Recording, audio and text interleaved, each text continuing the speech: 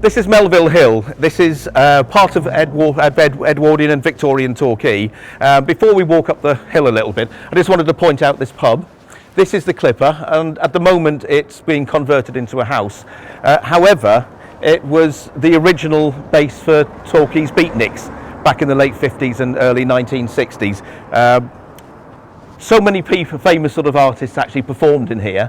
It was a backstreet pub. The beatniks in the sort of late 50s weren't allowed to gather on the seafront, in the sort of nice pubs on the seafront, so they were relegated to some of the sort of less expensive housing in Torquay, which is this wonderful sort of Victorian townscape.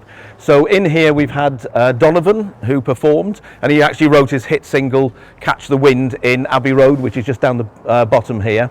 You've had Mac McLeod, who was here, who was the bassist for the Hurdy-Gurdy Man, which is another sort of great hit single from the 1960s. The whole sort of scene, the beatnik scene, actually came to an end, and they transformed into the hippies, and the hippies then moved to another part of town and abandoned this pub. It's a real shame we've lost that kind of sort of community pub, and for so many years it was a heart of the community. Indeed, if we walk a little bit further up here, this triangle of Melville Hill and Warren Road, there was, in the Victorian era, there were actually three pubs, one on the corner here, another one a little bit further up the hill. So we had three pubs in such a small area which was supporting the local community. This is a fascinating area, and we often sort of concentrate very much on history, being sort of grand houses, but this was a traditional Torquay working class neighbourhood.